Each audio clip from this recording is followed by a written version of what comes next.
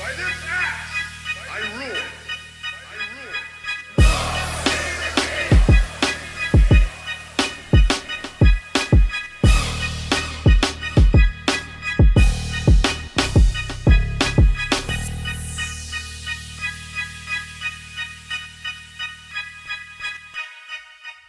Welcome to another exciting episode of KOS, and I'm here today to bring you the greatest and probably my most prized possession.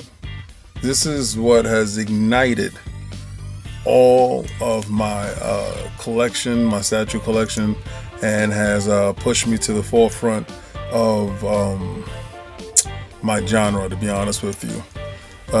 And it's boils down to your passion. Who's your passion for? Oh, y'all seeing the hat, right? It's ILP, Iron Lords Podcast. Sundays at 11 during football season, and 1 p.m. Standard Eastern Time when football season is in the bushes. Shout out to In the Bushes. That shirt is in the Teespring store as we speak. Oh, lordsofgaming.net. That's the website. Y'all know what it is. We moving out here.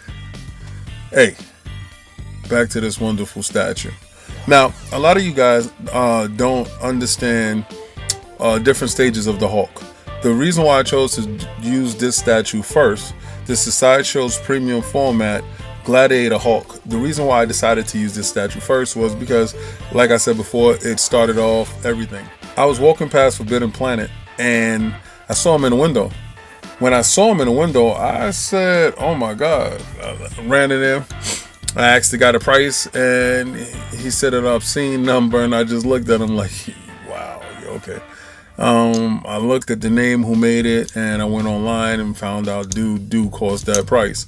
I needed to have him. The level of detail is insane. So it's based on one of my favorite comic book lines of the Incredible Hulk, the most well-known storyline of the Incredible Hulk, and probably the most botched storyline when they regurgitated of the Incredible Hulk.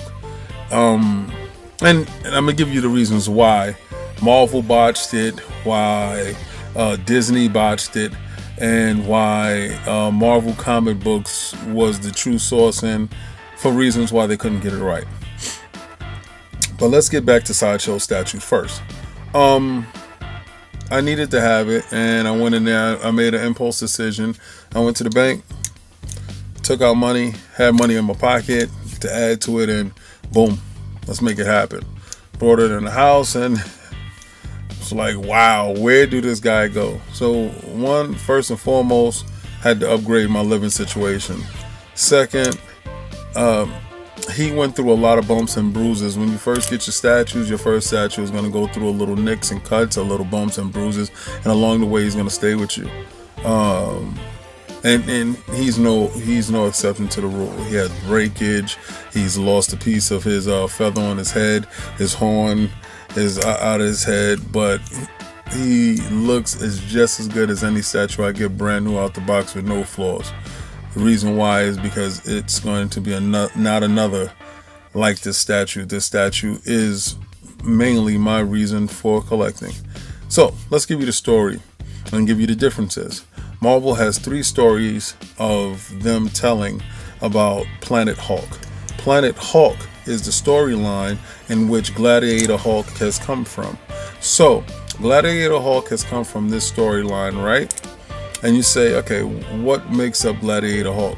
Well, what a group of superheroes decided to do was trick the Hulk to go into space, and once he was on Tony Stark mainly, once he was on the space shuttle to go out into space, only he was able to do it because only he was able to get through the Van Halen belt, and only he was able to tackle the problem at hand.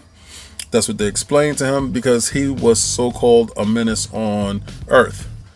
He goes out there, they tricked him, jettison him to another planet. Something happened when he was raging inside the ship. He knocked the navigation control off center, and he fell on a planet. So when he got to the planet, he was taken into custody. If you see on his chest, he has a submission disc on his chest, right? And that allowed the Red King to control him, because you have to understand, the Incredible Hulk is a force in nature. With that stun disc on his chest, it weakened him. When he landed on the planet, he was getting acclimated to everything around him, his surroundings, the world's gravity, everything of that nature. So while his body was building a tolerance for it, he was at a weakened state. In writing stories, you have to make sure that you foster the stories in order for the stories to get to where you want them to be. Now, the path set out, we're not going to get into the further books. We're just going to talk about Gladiator Hulk, because I do have further stuff that came along, and then you're going to understand exactly where I'm going with this, right? So on this planet, he was forced to fight in the Great Games. Now, in the movies, Thor Ragnarok, which told you a version of this story but did not tell it to you properly. I understand they didn't have certain characters and they had to get Hulk off planet for the movies. They got Hulk off planet and they told why in Thor Ragnarok. So in Thor Ragnarok, they showed you him fighting Thor in a great arena, and that's how they broke out of there, and the Grandmaster was the one that was holding them down. No, that's not how it really went inside the books. The planet was called Sakaar, and on that planet, Hulk fell in love with a woman. They fostered a child. She was pregnant. The bomb blew up. It was on the ship because it had a nuclear reactor. It killed her. He raged and left off the planet. That started World War Hulk, and that's when he got retribution on the Illuminati, the people that send him there. Those people, which comprised of Professor Xavier, Mr. Fantastic, Black Bolt, Iron Man, and Doctor Strange. Okay, so now that that part of the story is out of the way, the Thor Ragnarok debacle, then you had the Planet Hulk cartoon that was done. Now, in that, he fought Beta Ray Bill.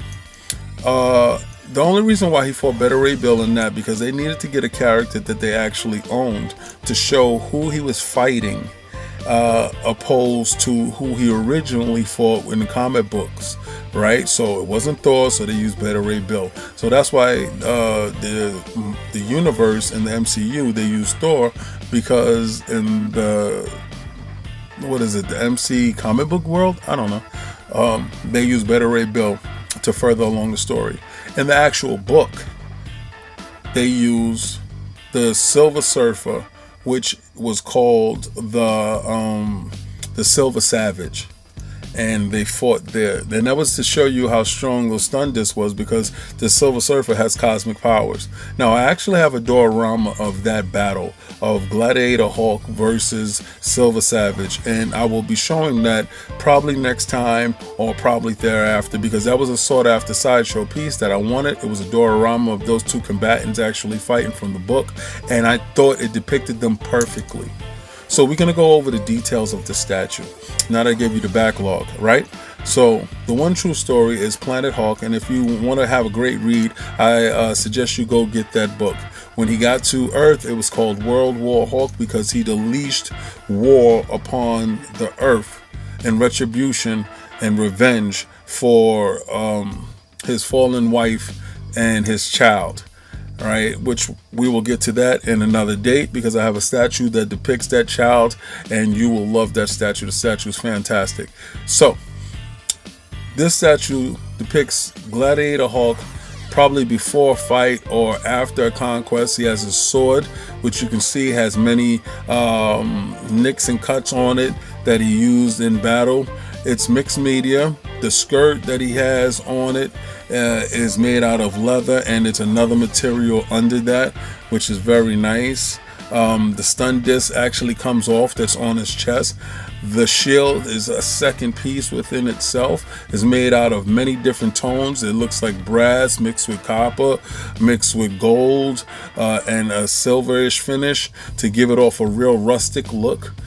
His shoulder has the spikes. The base is outstanding base, where there's a lot of intricate parts and moving parts to it when you put it together. Also, you see broken swords on the base, so the base is like a step up. It has a museum type ish pose, and the character is depicted in a very strong manner. If you look at the fingernails are incredibly done. Everything on the statue screamed, I needed to have it. It screamed the Incredible Hulk at his finest. One of my favorite books when it comes to the character, and I'm sure that you will love the book if you ever get a chance to read the book, or also just watch the movie. And if you haven't seen Thor Ragnarok, you can actually look at that. I have a diorama that I picked up. Look at a past King of the Statues where I have Gladiator Hulk versus Thor. You'll love it. It looks very nice. So this is the part in the video where I'm going to ask you to like, follow, and subscribe. And if you like anything that I said right now, make sure you put those notifications and buttons on so you can get all this KOS goodness. Also, go to lordsofgaming.net where ILP, Iron Lords Podcast is. And you can see Lord Cognito. You can see myself, Attic, and Lord Sovereign as we have different guests on the show, and we can talk about different range of topics from sports to mainly video games, and also what's going on in the industry as a whole, trade shows, stuff that's happening that you should be concerned with when it comes to video games and such. Also, go to lordsofgaming.net where what I just told you is also there. Hey guys, I had fun with you. Can't wait to see you again next week when I'm bringing you another Incredible Hulk statue. I don't know which one is going to be this time because my collection is mainly Incredible Hulks. I know that we went through probably 40, 50 statues right now, and I probably gave you one or two Incredible Hulks. Nah, I got you. Don't worry. I got a whole lot more, and I can't wait to show you my collection. Remember, at the end of the year, I'll probably do a room review so you can see some statues inside the room. Or maybe not. Maybe I won't do a room review because there's still statues to show you guys. See you next week.